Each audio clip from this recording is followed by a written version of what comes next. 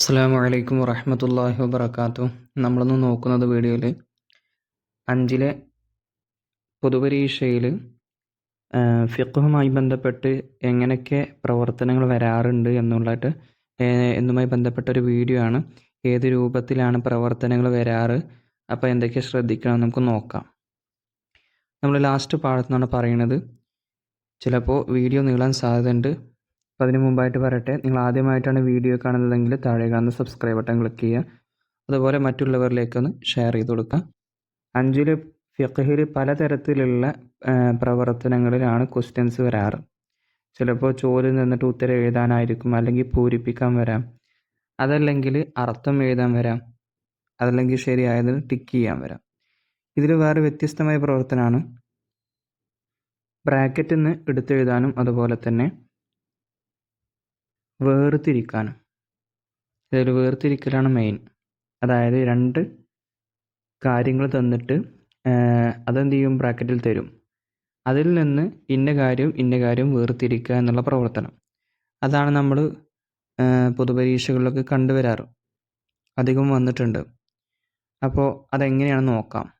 ഇപ്പോൾ നമ്മൾ അൽ ഹജ്ജ് വൽ ഉംറ എന്നുള്ള ഈ പാഠം കണ്ടില്ല നിങ്ങൾ. ഇതിൽ നമ്മൾ ഹജ്ജിനെയും ഉംറയും കുറിച്ചാണ് പറയുന്നത്. അപ്പോൾ അതിൽ ഹജ്ജിൻ്റെ ഷർത്തുകളും അതുപോലെ തന്നെ ഹജ്ജിൻ്റെ വാജിബാത്തുകളും ഹജ്ജിൻ്റെ ഫർളുകളും പറയുന്നുണ്ട്. ഷർത്തുകളിൽ നമുക്ക് പുരുഷനും സ്ത്രീക്കും ഷർത്തായതിൽ വ്യത്യാസങ്ങളുണ്ട്. പുരുഷനാണെങ്കിൽ മുസ്ലിം ആവുകയും സ്വതന്ത്രനാവുക, അതുപോലെ കഴിവുള്ളവനാവുക. ഈ 3 ഷർത്തുകൾ പുരുഷന് ഷർത്താണ്. എന്നാൽ ഇതിന് പുറമെ സ്ത്രീക്ക് ഇതുപോലെ തന്നെ ഈ 3-ന് പുറമെ വേറെ 2 കൂടി ഷർത്തുണ്ട്. അതാണ് ഇനി പറയുന്നത്. ഒന്ന് ഇദ്ദയിൽ അല്ലാതിരിക്കുക എന്നതും, അതോടുകൂടെ ഭർത്താവോ അല്ലെങ്കിൽ മഹ്റമോ വിശ്വസ്തകളായ സ്ത്രീകളോ ഉണ്ടായിരിക്കുക എന്നതുമാണ്. ഇവിടെ മഹ്റം എന്നതുകൊണ്ട് ഉദ്ദേശിക്കുന്നത് വിവാഹബന്ധം ഹറാമായ ആളുകൾ, കൂടെ ആരെങ്കിലും വിവാഹബന്ധം ഹറാമായ ആളുകൾ ആരെങ്കിലും ഉണ്ടായിരിക്കുക.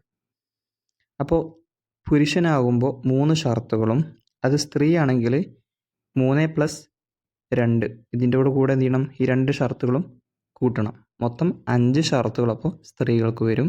പുരുഷനാകുമ്പോൾ 3 ഷർത്തുകളേ ഉണ്ടാവുള്ളൂ. അപ്പോൾ ഇത് പറയാനല്ല, മറിച്ച് ഇതിന് താഴത്തുള്ള ഹജ്ജിൻ്റെ ഫർളുകൾ ഇത് നിങ്ങൾ നല്ലവണ്ണം പഠിക്കണം. എന്താണ് ഇഹ്റാം എന്നും, അറഫയിൽ ഹാജരാവണം എപ്പോൾ എന്നും, അതുപോലെ ഇഫാദത്തിന് തവാഫ് ചെയ്യണം, അത് എപ്പോഴാണ് ചെയ്യേണ്ടത്, അതുപോലെ സഫ മറവയുടെ ഇടയിൽ സഈ ചെയ്യണം. ഇങ്ങനെ തുടങ്ങുന്ന ഹജ്ജിൻ്റെ 6 ഫർളുകളും അതോടുകൂടെ തന്നെ ഹജ്ജിൻ്റെ വാജിബാത്തുകൾ 5 ഓരോന്നും ഇവിടെ കൊടുത്തിട്ടുണ്ട്. ഇപ്പോൾ പ്രവർത്തനത്തിൽ ഇങ്ങനെ പ്രവർത്തനം തരാം. അതായത് ഹജ്ജിൻ്റെ ഫർളുകളും ഹജ്ജിൻ്റെ വാജിബാത്തുകളും ഇത് രണ്ടും മിക്സ് ആക്കിയിട്ട് ഒരു ബ്രാക്കറ്റിൽ അങ്ങ് തരും. ഇഫാദത്തിൻ്റെ തവാഫ് ചെയ്യൽ, മീഖാത്തിൽ നിന്ന് ഇഹ്റാം ചെയ്യൽ, അയ്യാമ തശ്രീക്കിൻ്റെ രാവുകളിൽ മിക്ക സമയവും മിനയിൽ രാത്രി താമസിക്കൽ, അതുപോലെ സഫാ മറവയുടെ ഇടയിൽ 7 പ്രാവശ്യം സഈ ചെയ്യൽ, അല്ലെങ്കിൽ തർത്തീബ്, ഇങ്ങനെയൊക്കെ പാടെ മിക്സ് ആക്കിയിട്ട് നിങ്ങൾക്ക് കോളത്തിലോ അല്ലെങ്കിൽ ബ്രാക്കറ്റിലോ തരും. ശേഷം നിങ്ങൾ എന്ത് ചെയ്യണം, അതിൽ നിന്ന് ഹജ്ജിൻ്റെ ഫർളുകൾ വേർതിരിക്കുക, താഴത്തേക്ക് എഴുതിയെടുക്കണം. അതുപോലെ ഹജ്ജിൻ്റെ വാജിബാത്തുകളും വേർതിരിക്കുക. ഇങ്ങനെ ഹജ്ജിൻ്റെ ഫർളും വാജിബാത്തുകളും വേർതിരിക്കാനും പരീക്ഷയ്ക്ക് വരാം. അത് ഈ പാഠത്തിലെ ഈ ഹജ്ജിൻ്റെ ഫർളുകളും വാജിബാത്തുകളും പറഞ്ഞതുപോലെ മുമ്പുള്ള പാഠങ്ങളിലും ഇതുപോലെ നമ്മൾ കുറേ പഠിച്ചിട്ടുണ്ട്. ഉദാഹരണത്തിന് പറയുകയാണെങ്കിൽ ഇവിടെ അൽ ഖുത്തുബ എന്നുള്ള പാഠം, ഇതിൽ നമ്മൾ ജുമാ ഖുത്തുബയുടെ ഷർത്തുകളും അതുപോലെ തന്നെ ഖുത്തുബയുടെ ഫർളുകളും പറയുന്നുണ്ട്. കൂടെ തന്നെ നമുക്ക് ഖതീബിന് സുന്നത്തായ കാര്യങ്ങളും ഖുത്തുബ ശ്രദ്ധിച്ച് കേൾക്കുന്ന ആളുകൾക്കുള്ള സുന്നത്തായ കാര്യങ്ങളും ഇതിൽ തന്നെ പറയുന്നുണ്ട്. അപ്പോൾ ഇതന്നെ വേർതിരിച്ച് വേറെ രീതിയിൽ പ്രവർത്തനം തരാം. ഇപ്പോൾ ഇവിടെ കണ്ട നിങ്ങൾ ഇവിടെ ഖുത്തുബയുടെ ഷർത്തുകൾ, ഖുത്തുബയുടെ ഫർളുകൾ, അതുപോലെ ഖതീബിന് സുന്നത്തായവ. അപ്പോൾ ഖത്തീബിന് സുന്നത്തായ കാര്യങ്ങൾ ഇതിലേക്ക് എടുത്തെഴുതണം. കണ്ടോ, മുകളിൽ കുറേ ഉദാഹരണങ്ങൾ കൊടുത്തിട്ടുണ്ട്. അപ്പോൾ ഏതൊക്കെയാണ് ഖുത്ബയുടെ ഫറളുകളെന്ന് വേർതിരിക്കണം, ഖുത്ബയുടെ ഷർത്തുകൾ വേർതിരിക്കണം. ഇങ്ങനെ ഒരു പ്രവർത്തനം പ്രതീക്ഷിക്കാം. ഇത് ഞാൻ എൻ്റെ ട്യൂഷൻ്റെ ക്ലാസ്സിൽ വിദ്യാർത്ഥികൾക്ക് വേണ്ടി ചെയ്ത പ്രവർത്തനമായിരുന്നു. ഇതേപോലെ ചിലപ്പോൾ എന്ത് ചെയ്യും, ഏതെങ്കിലുമൊക്കെ ഒരു രീതിയിൽ ഇങ്ങനെയുള്ള പ്രവർത്തനം വരാം. അപ്പോൾ ഈ ഒരു പ്രവർത്തനം എന്ന് പറഞ്ഞാൽ ഇമ്പോർട്ടൻ്റ് ആണ്. ഇത് ഏതാണ് ചോദിക്കുക എന്നുള്ളത് നമുക്ക് കറക്റ്റ് പറയാൻ കഴിയില്ല.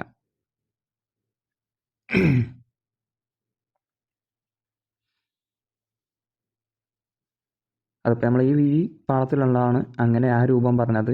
അതേപോലെ വേറെ കുറേ പാഠത്തിലും ഇതുപോലെ വരാം.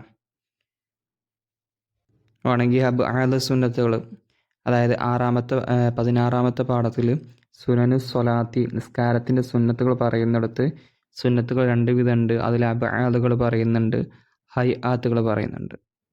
ഇത് ചിലപ്പോൾ വേർതിരിക്കാൻ വരാൻ സാധ്യത കുറവാണ്. കാരണം തന്നെ ഇതിൻ്റെ അബ്ആദ് സുന്നത്തുകളും ഹൈആത്ത് സുന്നത്തുകളും പെട്ടെന്ന് മനസ്സിലാക്കും. പക്ഷേ നമ്മൾ നിസ്കാരത്തിൻ്റെ ഫറളുകൾ 3 തരത്തിലുണ്ടെന്ന് പഠിച്ചിട്ടുണ്ട്. ഒന്ന് ഖൗലിയ്, ഫിഅലിയ്, ഖൽബിയ്. ഇതിൽ ഖൽബി ഹൃദയം കൊണ്ട് കരുതേണ്ടത് ആകെ ഒറ്റൊരു ഫറളേ ഉള്ളൂ, നിയ്യത്താണ്. എന്നാൽ അതിൽ ഫിഅലിയും ഖൗലിയും ചിലപ്പോൾ ഇത് ബ്രാക്കറ്റിൽ കൊടുത്തിട്ട് ഇതുപോലെ ഫിഅലിയായ ഫറളുകളും ഖൗലിയായ ഫറളും വേർതിരിക്കുക. ആ രൂപത്തിലുള്ള പ്രവർത്തനം നമുക്ക് പ്രതീക്ഷിക്കാം.